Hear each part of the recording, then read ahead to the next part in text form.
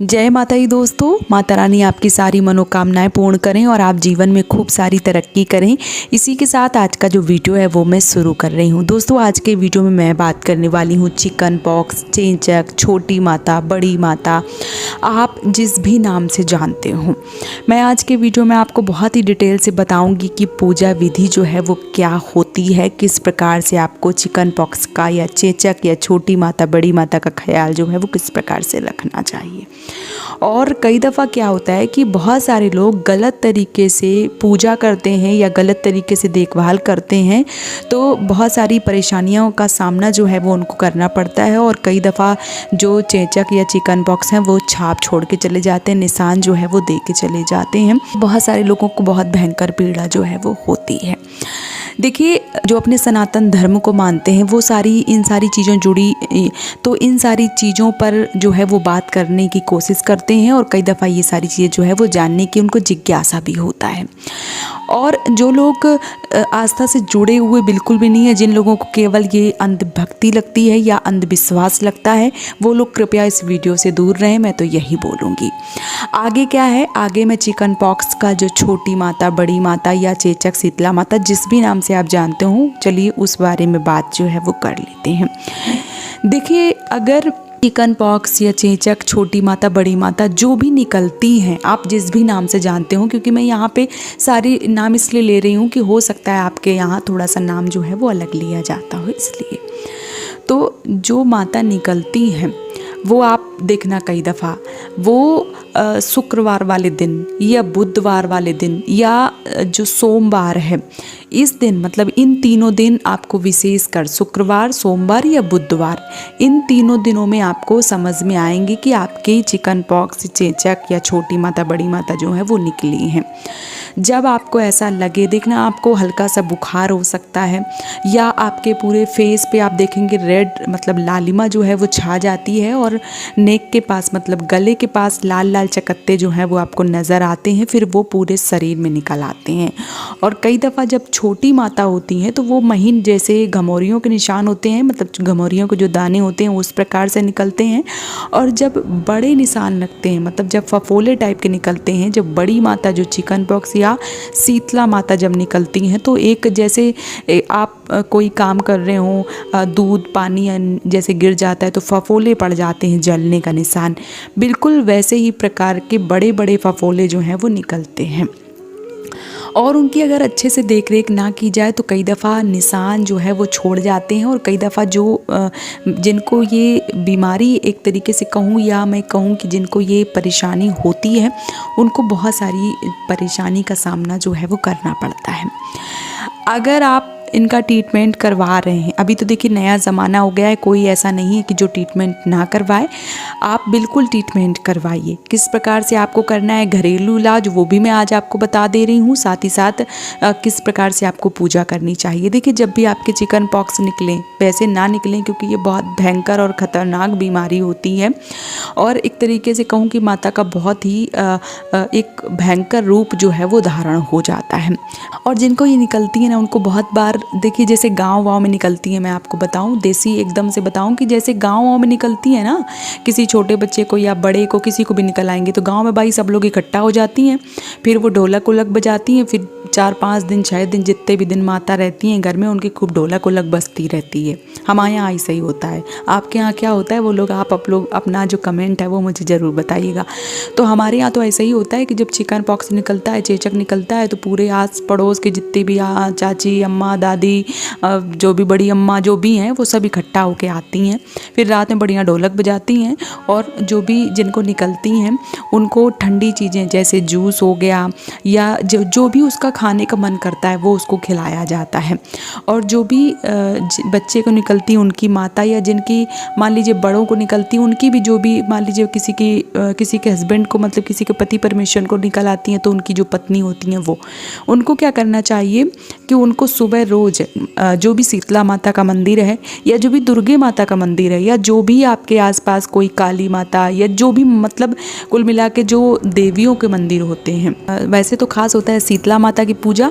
लेकिन अगर आपके यहाँ नहीं है तो आपके पास दुर्गा माता हैं, आपके पास काली माता हैं, आपके पास लक्ष्मी माता हैं, जिनका भी मंदिर आपके पास है, क्योंकि माता हैं, रूप नाम अलग अलग हैं, स्वरूप सब एक ही हैं, रूप सब एक ही हैं। इसलिए माता की जो भी माता का मंदिर आपके पास हो, सुबह जल्दी उठकर मतलब कितने सुबह मैं बताऊं कि 5 बजे या 5:30 बजे उठ के आपको सबसे पहले स्नान करके और जो माता हैं उनको मंदिर में 1 लोटा शुद्ध जल लेके जाना है, उनको चढ़ाना है और फिर वहाँ से थोड़ा पानी जो है वो बचा के लाना है और जो भी जिनको भी चिकन पॉक्स निकले उनके पूरे शरीर में लगाना है। भाई देखो, ये जो पूर्वज हैं जो करते चले आ रहे हैं वो मैं परंपरा बता रही हूँ कि ऐसा होता है।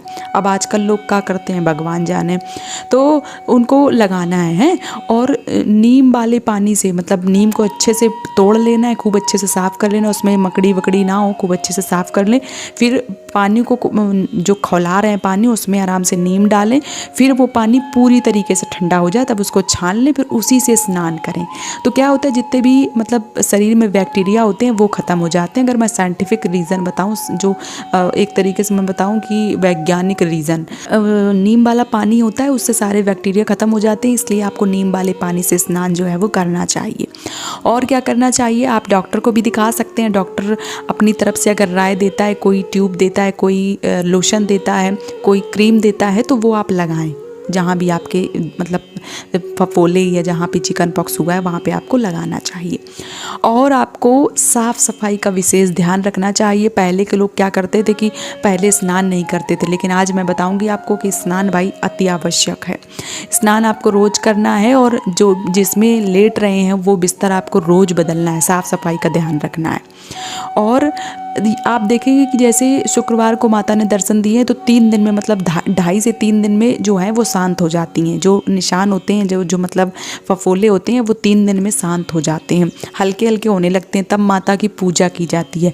अच्छा दिन पड़ता है, जैसे शुक्रवार पड़ता है, सोमवार पड़ता है, उस दिन माता की पूजा करी जाती है। तो पूजा में क्या होता है कि पूजा में, अच्छा एक चीज़ और बताऊंगी, यहाँ पे नारियल पानी जिस भी मरीज को, मतलब जो भी लोग हैं जिनको अगर निकल रही हैं तो उनको मट्ठा, दही और नारियल का पानी, ये चीज़ें ज़रूर दें। ये चीज़ें सही में इतनी अच्छी हैं, ठंडक, जितनी ठंडी वाली चीज़ें देंगे उतनी जल्दी ये जो है वो शांत हो जाती हैं। तो ये सारी चीज़ें वो है खिलाना है। उसके बाद जैसे ही आप जिस दिन पूजा करेंगे तो सुबह आपको उठ के ये पूजा जो है वो जल्दी से की जाती है, मतलब कोई देख ना पाए। ये हमारे यहाँ का तो ये परंपरा है कि कोई देख ना पाए, चुपचाप से ये पूजा जो है वो की जाती है। तो आपको रात में ही ठंडी पूजी जाती है, विशेष रूप से ध्यान रखें आप। ठंडी माता पूजी जाती हैं, मतलब शीतला माता पूजी जाती हैं। तो शीतला का जो मतलब है वो ठंडक होता है। तो शीतला माता की पूजा होती है। तो ठंडी चीज़ें रात में जब सब सो जाएं तब आपको अच्छे से स्नान आदि कर लेना चाहिए और उसके बाद किचन अच्छे से, रसोई घर अच्छे से साफ़ कर लें। फिर पूड़ी जो है वो बनाई जाती हैं। अब अगर आपके यहाँ 7 पूड़ी, 9 पूड़ी या 8वां बनती है तो 8 पूड़ी बनाना है आपको, रात में ही बना लेना है। फिर उसको ढाक मूंद के अच्छे से किसी टिफ़िन में करके रख दीजिए, वो ठंडी हो जाएंगी। फिर सुबह जल्दी 4 बजे 5 बजे उठ के आपको सुबह जल्दी पूजा करनी होती है। आसपास के जो भी मंदिर है वहाँ पे आपको जाना है। आप जो भी किराना स्टोर होते हैं वहाँ पे आप पूछ लीजिए कि पट मिल रहे हैं, आपके यहाँ पट है तो दे दीजिए। पट के नाम से देखो हमारे यहाँ जो है वो चढ़ाई जाती हैं। ऐसे हमारे यहाँ बड़े बुजुर्ग, जो भी हमारी माता, जो भी दादी नानी है, वो बताती हैं कि जो पट हैं वो कई बार क्या होता है कि जब चिकन पॉक्स या बड़ी माता छोटी माता आती हैं तो बहुत बार क्या होता है, बहुत सारे लोगों के आँखों की रोशनी चली जाती है। आप लोगों को सुन के थोड़ा सा लग रहा होगा लेकिन ये सत्य है। बहुत सारे लोगों के यहाँ ये भी मान्यता है कि जो जिस दिन पूजी जाती हैं, खास करके हमारे यहाँ ये मान्यता है कि जिस दिन पूजा होती है उस दिन घर से बाहर नहीं निकला जाता है, ना ही मतलब जो माताएं होती हैं उनको खास करके श्रृंगार वगैरह जैसे रंग आलता वगैरह नहीं लगाना चाहिए। हमारे यहाँ की ये परंपरा है। जिस दिन पूजी जाती हैं उस दिन किसी दूसरे के घर भी नहीं जाया जाता है। तो ये चीज़ें हैं। तो पट जो है, जो हमने बोला ना अभी, पट बहुत ज़रूरी है, पट आपको चढ़ाने चाहिए।